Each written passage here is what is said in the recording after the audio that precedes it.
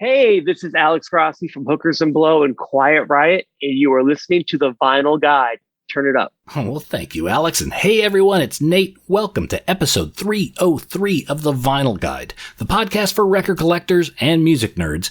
And as you've just heard, we have today as our special guest, Mr. Alex Grossi, who is a guitar hired gun and has played for many bands, including being a longtime member of Quiet Riot and celebrating his new LP with Hookers and Blow, a project he does with Dizzy Reed of Guns N' Roses.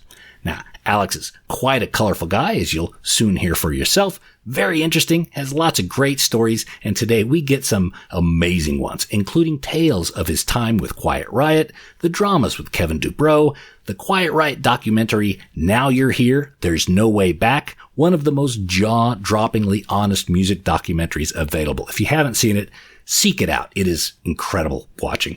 Alex also shares today about Rudy Sarzo's return to Quiet Riot and the plans for the band for now, as well as the new album from Hookers and Blow. Google it up for yourself, Hookers and Blow plus band. Make sure you put the word band in your search. Otherwise, you may be explaining your Google history results to the authorities. Oh, and by the way, this is only part of the interview. There's an extended version of the conversation Alex and I had up at patreon.com/vinylguide.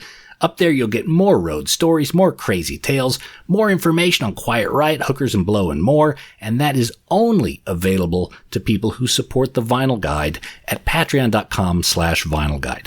Go up there now, hear the extended interview, get all the benefits of supporting us. Sign up at patreon.com/vinylguide and hear the rest of the show.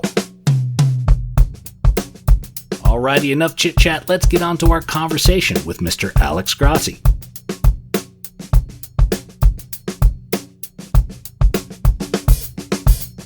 Hello. Alex, how are you? There we are. With the army behind you? This is my home studio, yeah. Far out. Jeez. That's a nice place to quarantine. Yeah, it kind of I never really had a home studio until the pandemic, actually. And then once I had no choice. I just got all my stuff out of storage and set it up and bought a Pro Tools rig, and here we are. So, all right, where do we start? Shall we talk records? Shall we talk Quiet Riot, Hookers and Blow? Where do you want to start? I mean, whatever you want, man. I mean, I will be the first to say I'm pretty ignorant when it comes to vinyl. These are some of my first vinyl releases, but I have to say I really get it as far as like when I got it in the mail and I opened it for the first time and held it in my hand. There's something magical about it. There really is. Did you grow up with records around the house? I did, yeah. My parents were both musicians, and my mom actually ran a dance and music school, so there was always music around. And I'm 44, so I was right on the cusp of records to cassettes, and then obviously CDs. But I did have my first record was a Hall & Oates record that I played over and over again, just because it was like a toy. I didn't really listen to it. Followed by the 7-inch of James Brown's "Living in America" from the Rocky IV soundtrack. Oh, okay. And then I got into CDs and cassettes from there, and that was it. But I think nowadays it's cool because we actually had this thing mastered separately. The Hookers and Blow record, we had it mastered for vinyl separately, and I saw the process of that. And it's I didn't realize how much goes into it. It's very cool. Yeah, it's very arcane. The technology's literally, you think it's 100 years old, right? Invented by Edison, right? So, the fact you bring this piece of cardboard and you pull out this mysterious black orb and you stick it on the turntable, on the spinning platter, and the sounds emanate from it. It is quite an alien concept if you think about it. And you can see the song on the thing, and it's like, okay, that's the song, and you skip it. Like, it's just, there's something very hands-on about it. And, it's nice to have our stuff out on vinyl. I mean, the first pressing sold out almost immediately, I guess. And it was a limited edition silver. I think I have one here somewhere. Oh, here. It's yes, Hookers and Blow. And if you notice, the back is you can figure that out. I don't really have to explain that. I mean, if any band can ever pull it off, it's us, I suppose. Right. Fully. Hookers and Blow. That name it's a great band name, but I think it must come with some complexities, I would imagine. Well, yes. We started the band about almost 18 years ago, and it was a different world back then. As time's gone on, people have become more politically correct and less tolerant of certain things. But we've been asked to change it a few times in order to keep the gig on the books, which we do. We've done it. We just changed it to Dizzy Reed and Friends or whatever. Mm-hmm. But yeah, there's been a little pushback, but that comes with the territory with the rock and roll band sometimes, Mm-hmm. And it was kind of the idea. We wanted to get people's attention. Right. Exactly. That doesn't mean you're doing it all the time. Doesn't mean you advocate. It's just, yeah. Believe me, when we first started the band, if you had come on tour with us, it was definitely, I mean, we made Motley Crue look like, Simon and Garfunkel. But now, obviously it's become more of a job. So yeah, not so much Hookers and Blow. It's egg white omelets and good night's sleep. Gluten-free and Wi-Fi. Yeah, very good. So you guys are doing a 7-inch now? I'm going to open one up. I'm going to open one right here. Right up. Excellent. See it here. You can actually see. I haven't seen. So this is what we came up with for the limited edition. It's silver. What's that bag of white powder that just fell out of it? That's for the radio station to play it. Oh, God. When putting that album together, were there any covers that you wanted to put on that just didn't make it?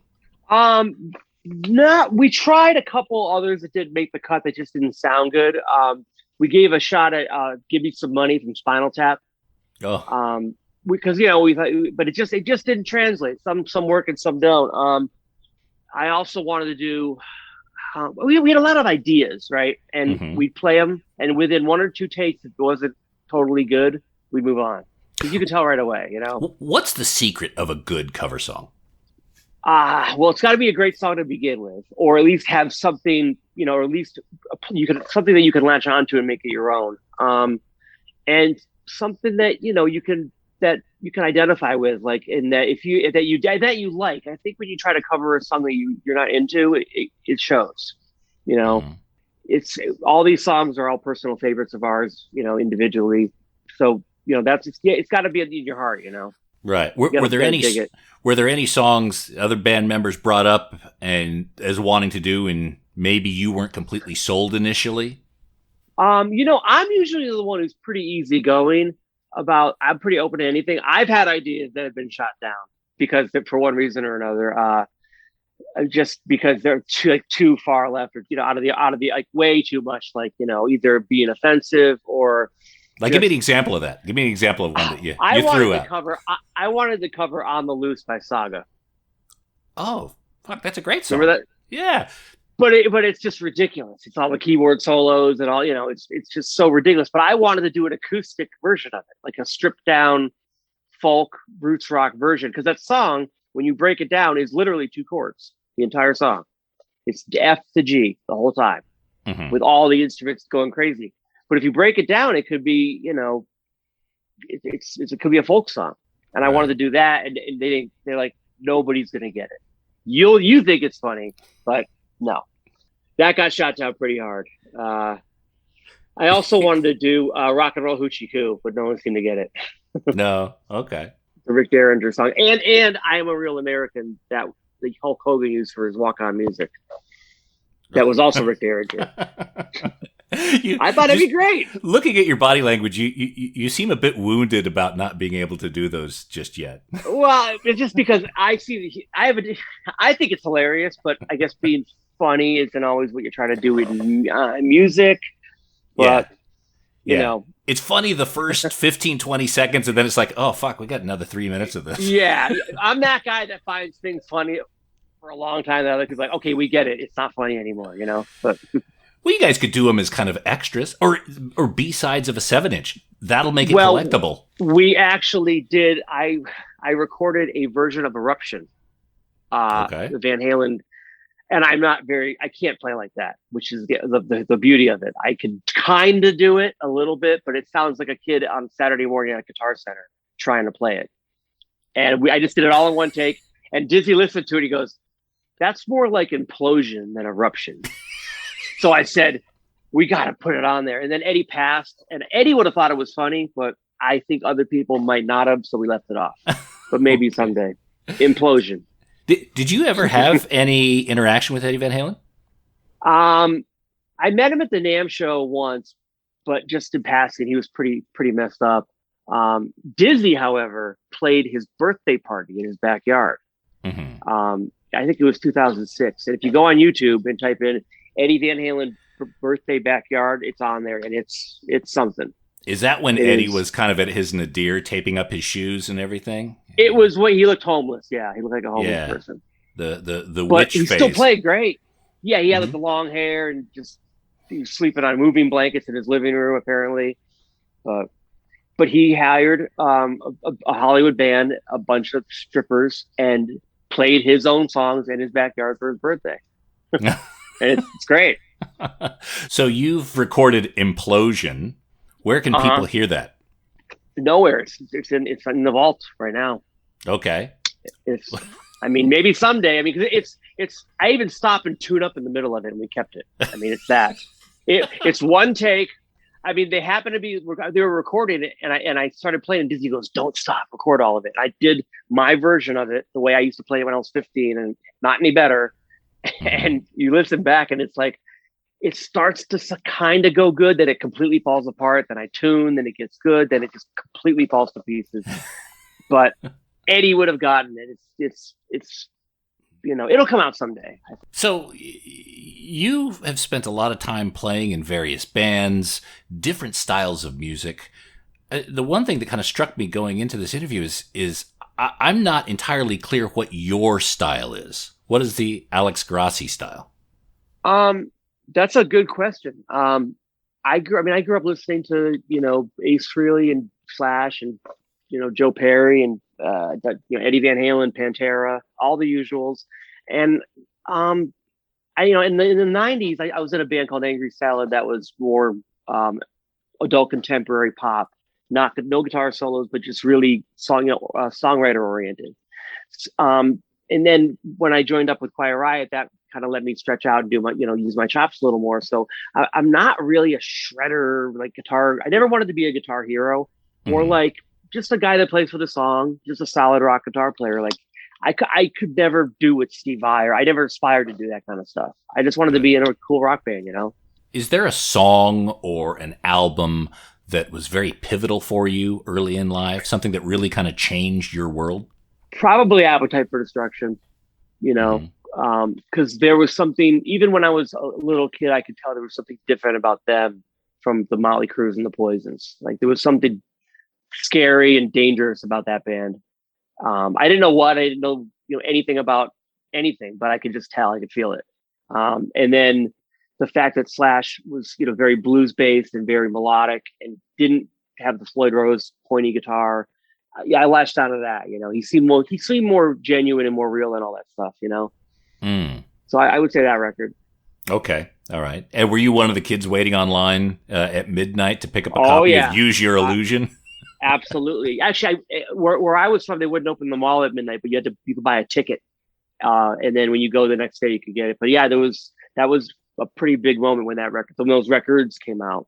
And at that point, they got so big with like November Rain and the 10-minute videos. And I saw them a couple times on that tour. And yeah, that was my band. They still are my band, Mm-hmm, mm-hmm. What's your opinion of Chinese Democracy? The first time I heard it, I didn't know how, I couldn't wrap my head around it because it just was so different. But now I love it. It's brilliant. Mm-hmm. I totally get it. And that's just really, really, I totally understand what Axl was saying when he used to say he wanted to bury Appetite, and I'm like, write better versions of Appetite songs, now I get it. You wanted to just go in a totally different direction and show and broaden the horizons of that band musically. That and he did. That's exactly what he did, and it's brilliant. I mean, you can tell why it took so long. Yeah. Have you read Matt Sorum's new book? No, I have not. Oh, yeah, check it out. He was actually on the show a couple months ago, and we talked about where Guns N' Roses was going. With Guns N' Roses, Appetite is such a monumental album that it tends to overshadow their ability to do anything else. Yeah, and it's the Appetite's a moment in time that they captured, they captured and documented that could never happen again because they're different people now. Fans don't understand that you can't just make another Appetite because they're not 17 and hungry and in that mind space anymore. And you're thinking differently, and you can hear where they're at through that music. And they capture lightning in a bottle there. And it's not just so much the record overshadows; it's the time it came out. That time in everyone's lives, 1987 was a different world, and people listen to that and they associate that with being able to party and the economy being great and not a care in the world. So it's not just the record; it's the whole time and vibe in general. It's a time capsule. And I think it's not necessarily overshadows, but you can't go. You'll never be young again. You can't go back in time. You can't relive it. So you just got to move forward. It's not fair for people to expect bands to be what they were 30 years ago. Just like you don't expect an athlete to be what he was 30 years ago. Right. I see it every day with Quiet Riot. It's like you guys aren't the same as the 80s. I go, well, yeah, because first off, two of the people are no longer with us. And second, it's been 30 years. What were you like 30 years ago? Show me a picture of you 30 years ago, dude. Let's see where you were up to. I'm pretty sure what you're doing now is not what you had in mind. With Quiet Riot early on, with Kevin Dubrow and his public speaking, let's just say, Quiet Riot were pretty early on cleaved from the heavy metal herd, right? And Dubrow was radioactive for quite some time. You joining back up with Kevin and the Quiet Riot team, what was his attitude towards what had happened to the band? We'll be back after these messages. Hey there, do you know who just got a ton of used records up for sale? AudiofileUSA.com. They have over 42,000 titles in their online shop, all excellent and near mint condition. They do not screw around with records of mid-tier quality. Only the best vinyl makes it to AudiofileUSA.com. So you know that when you buy from them, all your records will be of supreme quality. AudiofileUSA.com is family-owned and operated, high-quality stock, and they love music, the exact type of businesses we love to support. Just point your browser to AudiofileUSA.com, search, dig, and find the gold. That's AudiofileUSA.com, home of the Holy Grails. Oh yeah, and don't forget to wash your record grooves with the Groove Washer, the #1 vinyl record cleaner in the world. Bring out the best sound for your vinyl experience by using the Groove Washer before each play. Ask for the Groove Washer by name at your local record shop and accept no substitutes. Or if you can't make it to the store, go to groovewasher.com and use discount code VinylGuide10 at checkout and save on everything you buy. Don't wait, your vinyl experience will be immediately uplifted by using the Groove Washer. That's groovewasher.com, discount code VinylGuide10. Go now! Now we return to the program, already in progress. No limits. The Quiet Riot were pretty early on cleaved from the heavy metal herd, right? And Dubrow was radioactive for quite some time. You joining back up with Kevin and the Quiet Riot team, what was his attitude towards what had happened to the band? He was very humbled when I met him in 2003 and started working with him on his solo record tour. He was very humbled, grounded, and he said many times, he's like, but I would get asked to do an interview or I could ask a question about being the new guy. And he always said, don't make the same mistake I did. Don't take the bait. You learn from my mistakes. He knew that he'd fucked up. But it was also, you're 25, you're given $1 million, you're out of your, it's the 80s. Everyone was crazy back then. He took it to a next level because he was a very honest person. And sometimes people don't want to hear the truth. He would say it in a snarky way that the press would take it and run with it. He didn't really have much of a buffer, and he admitted it. And the guy that I knew was super friendly, super nice, very humble. He still would say things, bluntly, if you will. Mm-hmm. But yeah, he knew he made a mistake, and he paid for it, obviously. But he was able to get over it, and when the band was doing very well when he passed away. It's not like he died broke in the gutter somewhere. Yeah, in fact, it was kind of the beginning of this incline Yeah. for them. Were you living in Las Vegas at the time? No, I was living in Los Angeles, and I was home for Thanksgiving when he passed. Mm. But I did a lot of work. I live in Las Vegas now, and I did a lot of work with him out here at his home studio. And he was, he loved it out here. He was a totally happy guy, and he was happy where he was in life. Working a lot, making good money. All the '80s bands were rising. They were doing the rock. They started doing Rocklahoma, and all the fairs and casinos are starting to pay out very well. So, there's definitely been a resurgence, and it's gotten even bigger since then. Were you a big Quiet Riot fan as a kid? Yeah, I was. I had the record, and actually, I was kind of scared when Mental Health came out because I was 6 or 7 years old when I saw that video for the first time with the mask, and it was frightening. It was scarier than Thriller to me because it was this guy in a straitjacket. Didn't know what was going on, and the music was. I was definitely. I remember being kind of scared, and then Come On Feel the Noise you heard everywhere. That song. But I always thought Carlos was really underrated as a guitar player too. Mm-hmm. He not only can he play, he wrote some really cool, memorable riffs, and his solos have some really cool note selection that's not your run of the mill. He was very underrated. I never understood why he wasn't more of a hero like a lot of the other guys. Well, he did come right after Randy Rhoads, which again, speaking of large shadows, I'm in the same lineage there. It's hard to live up to certain expectations when you have that behind you. Just like when I know DJ Ashford when he joined Guns N' Roses, it's like Slash to fill those shoes, be that guy. There's only one Slash, there's only one Carlos, there's only one Randy. I mean, and there's only one me for that matter. It's like everyone does what they do, but it's definitely big shoes to fill.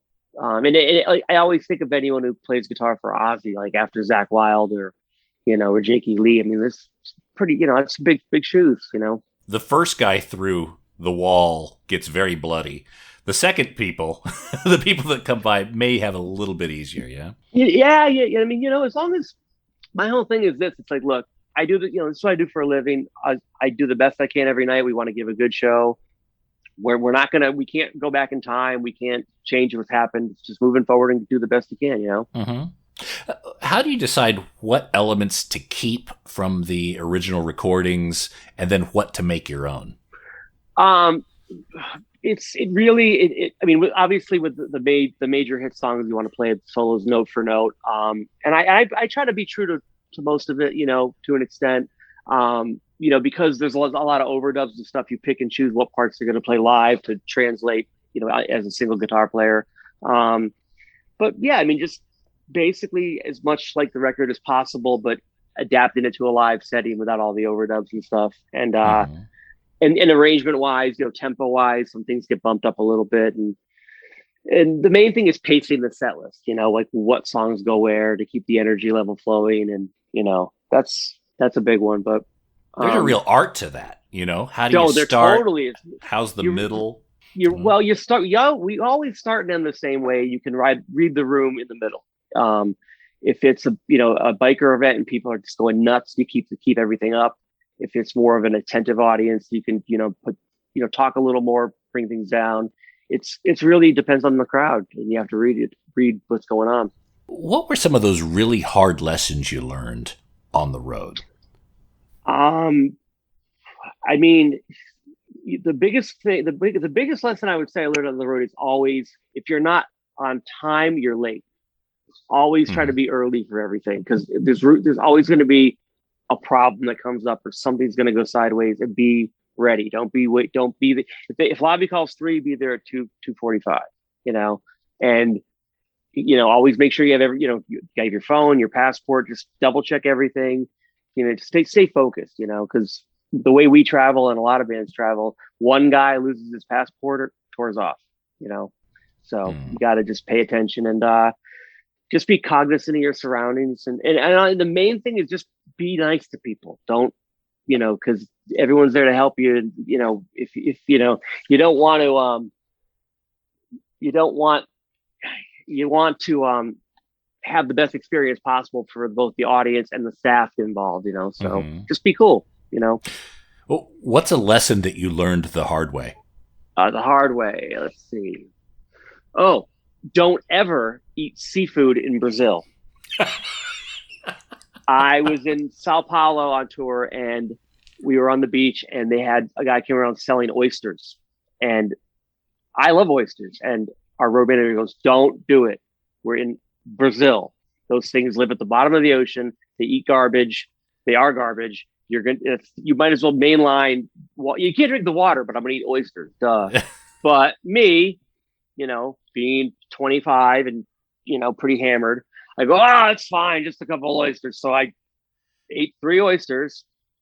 5 hours later, we're on stage and I feel the grumbling in my stomach and I start turning green, sweating, and ran off the stage. And for the next 36 hours was every ounce of liquid in my body came out of me, out of every pore, everything. I went to the hospital, they put an IV in me, it still wasn't working.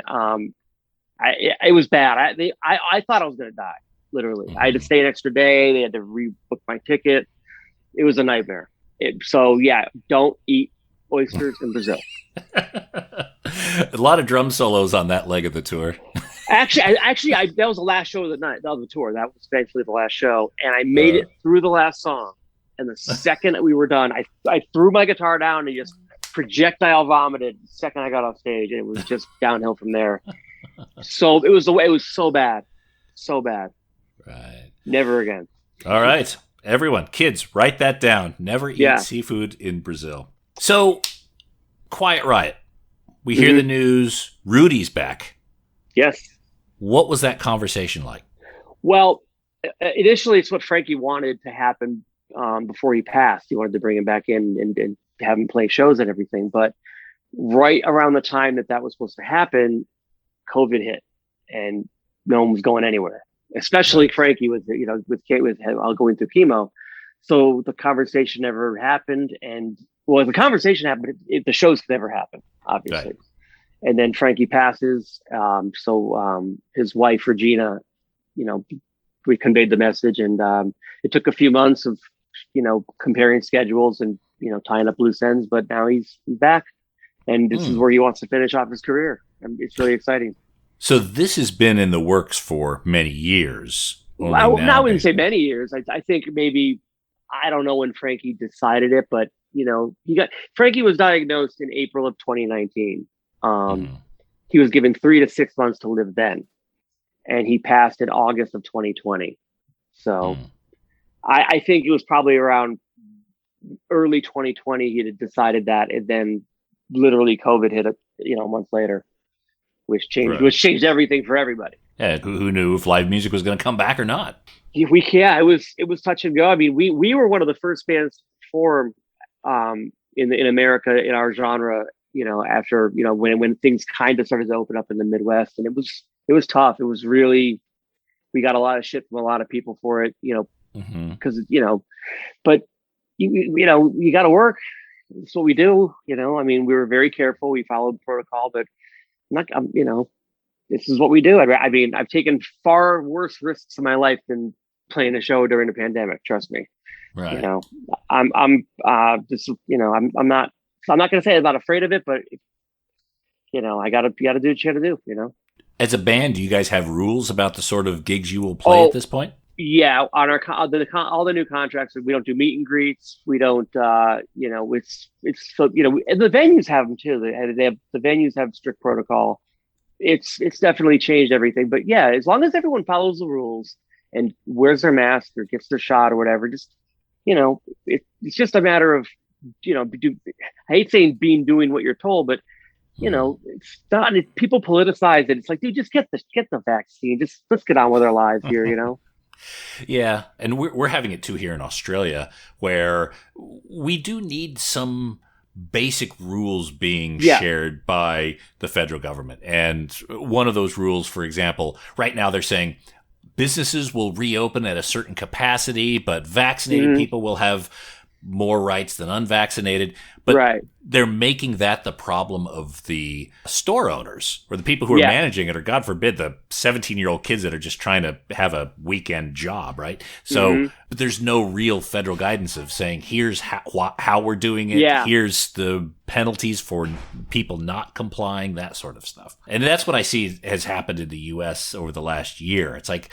everyone's kind of flying blind and making their own rules and getting judged by them. When they're leaving it up to the artists. If like when they had a concert last week here at the football stadium, it was up to the band what they had to implement. Not the venue, not the state. It was up to the artist. So one night you have to be vaccinated, the next night you don't. So, which is really difficult, because if you're on tour and one venue has this rule, but one other venue has this rule, it's hard to, every night it changes. I believe it should just be, this is what you can do, this is what you can't do. Like, you can't run a red light. You can't, that's anywhere in the country. Don't go through a red light. It should be something like that, Yeah, it needs to be a lot more clear. So, joining Quiet Riot, did you have to go back and learn any of the material from the Randy Rhoads era? The only song that was that held over is "Slick Black Cadillac." Okay, that's the only one, because it's on Metal Health. They re-recorded it, but as of right now, no, there's none of that material in the set. Actually, you know what? I have a 45. Yeah, here it is. Oh, Jesus. I don't know if in your time with Kevin you saw any of these. This is a 45 of Slick Black Cadillac and Killer Girls. He did show me a lot of his old records. That might have been there. I'm not sure, but interesting. Okay. Very cool. So from what I understand, the story on this, and I actually talked to Kelly Rhoads and Randy's sister as well on this.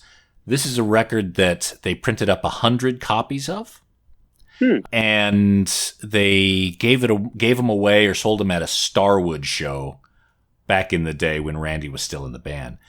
These apparently copies I have came from Kevin's stash. Apparently, he still had a box of these that he was And I don't know, I'm kind of hunting down a little bit more information on the story. So do you know any pieces to the puzzle you can provide on this missing gem? He did save a lot of that stuff. I mean, he gave me a bunch of good stuff from the 80s, actually, and 70s, like clothes and original Quiet Riot jackets they made themselves and stuff. So I know he had his archives for sure, that particular thing, but I could definitely see him holding on to something like that. I couldn't say yes or no if that's one of those, but that's definitely sounds like something Kevin would have kept for sure. Okay.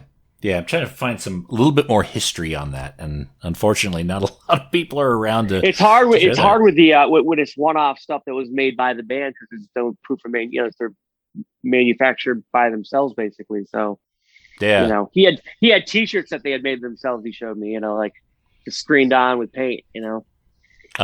Where is all that stuff now? What happened to all that? Is it? I think his family has some of it. I know Frankie has some of it.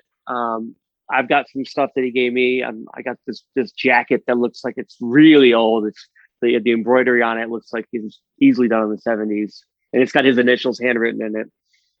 It's like a members only jacket. But yeah, I could. It's because their first two records were only available in Japan. As far as actual pressings, as far as something like that, yeah, I'm sure they did a lot of stuff like that, promo, limited edition. But you didn't have to go back and learn any of that old Randy Rhoads stuff besides Slick Black. Yeah. I do a guitar solo in the set that has a couple nods to him, and Carlos and the Ozzy stuff. We try to make it a show that nods to all that old stuff, because it's like 50 years of history, Carlos has seemed to really have kept his distance away from Quiet Riot. Do you have a relationship with Carlos at all? I met Carlos, I think once. I met him at Kevin's funeral, which we didn't talk much there. It was kind of a somber occasion, obviously. And then maybe one other time, I don't really know Carlos. The few times I've been around him, he seemed very nice. He was nice to me. I don't know much about that dynamic really. Mm-hmm. Good or bad. I just, he doesn't really come up in conversation.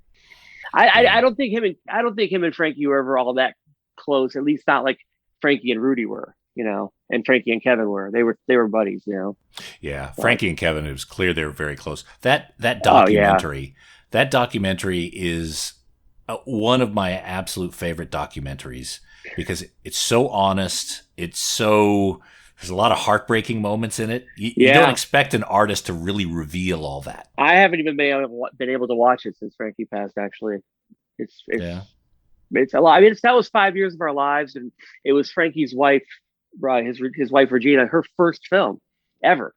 Mm-hmm. That's the first thing she ever did, and a lot of people were like, "Oh yeah, she's making a movie, haha!" And then it was on Showtime for 2.5 years and won all kinds of awards. I mean, she did a great job, and she captured what you see in that movie is what was going on for real. Oh yeah, it wasn't contrived at all. And a lot of times we didn't know there were cameras in the room. Like they had these hidden cameras, so we're just being ourselves. We're just we're not playing it up for the camera, which that's what you want to do. You want to keep it real. In that movie, I got the impression that the end of the movie was going to be this big triumphant return where Mark Huff was the singer and you guys were playing in Germany. It felt like, okay, it's kind of leading up. That's where the film was going to go, but then circumstances changed. Well, that's, we didn't, the thing about that movie was it was being filmed in real time. We didn't know what was going to happen. We didn't know, we just started filming and the story played itself out. We thought Mark did a great job in Germany and but it ended up not working out. I mean, it's and it's all documented. I mean, it's funny. It's like when you make a movie, you think where it's going to end, but that's the beauty of documentaries and keeping it real. That's real life. That's not what happened, and a move had to be made, and we documented that, and another move had to be made, and we, I mean, by the end of the movie, Jizzy's singing for us. Yeah, in the last 30 seconds. Oh, by the way, these changes have happened. Yep. Now, with Rudy coming back into the fold, how was Chuck with that decision? I mean, he totally understands. I mean, he gets it. I mean, if it were, it's business. I mean, like there's always that with a guy like that. It's like when DJ Ashba was in Guns N' Roses, he had to have known at one point the guy with the top hat was going to be around. I mean, and as older people get, people want to get back to what they're known for. I get it. And Chuck, even though he was on the record, it's just, he wasn't, the people associate those four guys with that band. And, it's, and also Chuck's a very talented guy. I personally think this is in a roundabout way, a good thing for Chuck, because Chuck comes from a very progressive background. He's more into prog music and very, the guy can play anything on the bass, literally. Mm-hmm. He's ridiculous. And I think this is good because he'll finally have a chance to do his own thing that defines him artistically. Which Quiet Riot. See, I'm a rocker. I always wanted to be a rocker. I don't aspire to be, Alan Holdsworth or any of that. I want to be in a 3-chord hard rock band like Quiet Riot. Chuck's has a lot of passion for that progressive music that no matter how you slice it, does not fit into the Quiet Riot type setting. Mm-hmm. And I think he's always a little frustrated about that. And I think now he's actually doing a solo record with Golden Robot. I helped facilitate, and I think he's going to be, very happy doing his own thing, which I don't believe he's ever done a solo record before. So yeah, I think it's going to be good for all parties involved. It's the universe, everybody's where they need to be, Right. Well, look, in the same way that you say DJ Ashba had to look out for the guy in the top hat, you have to look out for what if Carlos wants to come back? Hey, it's rock and roll. Anything and everything changes by the minute. And I've been through so much with so many different situations. Nothing would surprise me, I mean, whatever happens. It's just, that's the nature of the business, Mm-hmm. Now, I heard the story of Come On Feel the Noise, that the band didn't originally want to do that. And in fact, willfully sabotage that take, thinking that the producer would shit can it or whatever. What is your understanding of what happened there? Well, I was 6 at the time, so I wasn't there. They wouldn't let I couldn't make it. I had first grade, but and I was 3,000 miles away. From the stories that I've heard, yeah, they didn't want to do it, but Frankie, he kind of came up with that beat, which has become so iconic, and the vocal take, from what I understand, is like one of the first 1 or 2 vocal takes, and then they built off it, and once they added everything to it, it was undeniable that it was good. I mean, it's a great version and it's a great song. So, even trying to screw up a good song, it's still a good song, But yeah, they did. Kevin definitely said he did not want to do it. Right. If it weren't for them doing it, I wouldn't be talking to you right now. Right. Oh, absolutely. I think people sometimes forget how great a singer Kevin Dubrow is. I was so blown away on my first tour because I thought a guy that sang with that much power had some sort of regimen. He didn't do anything. He would get up, clear his throat, and sing. No warm up, no warm down, And he did at one point 11 in a row with not one day off. And he sounded just as good on the 11th day as he did on the first. He was like a switchblade. I mean, and he's like Dee Snider, Blackie Lawless, Kevin.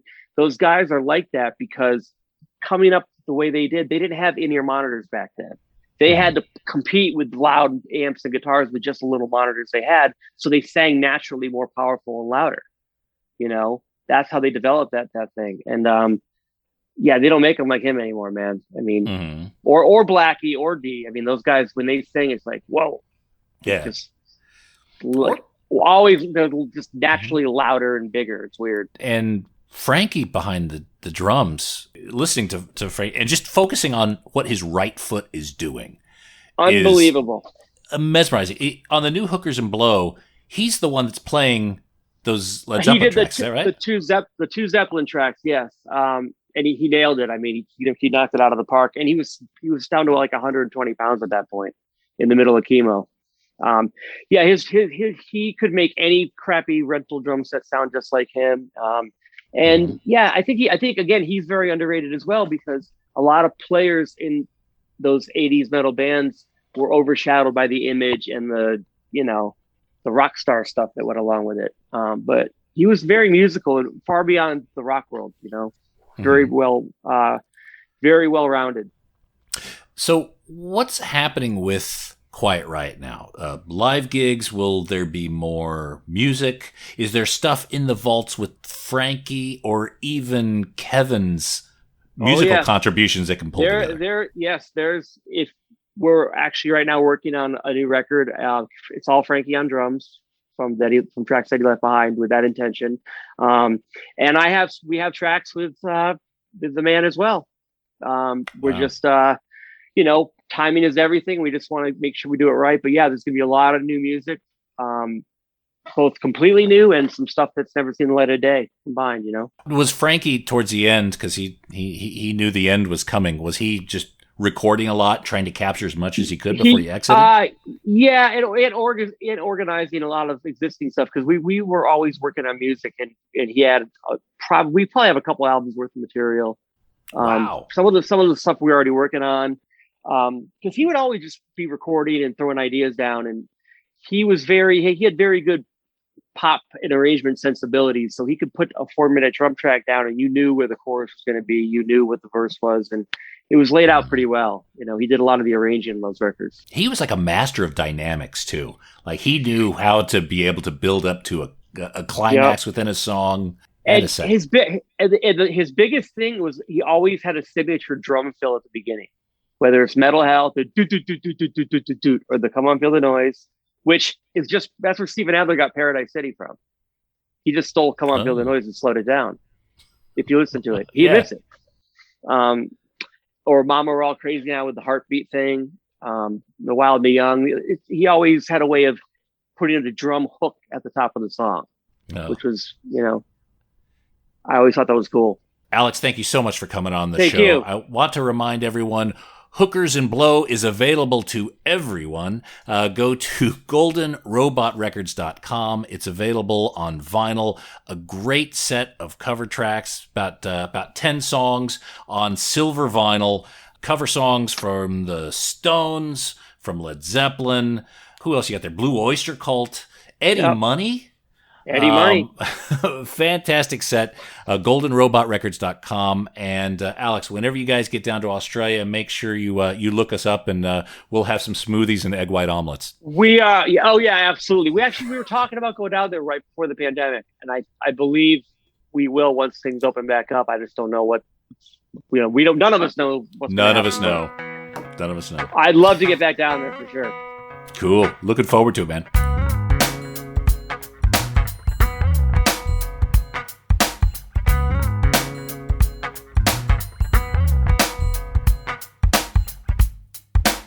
There we go. Alex Grossi, ladies and gentlemen.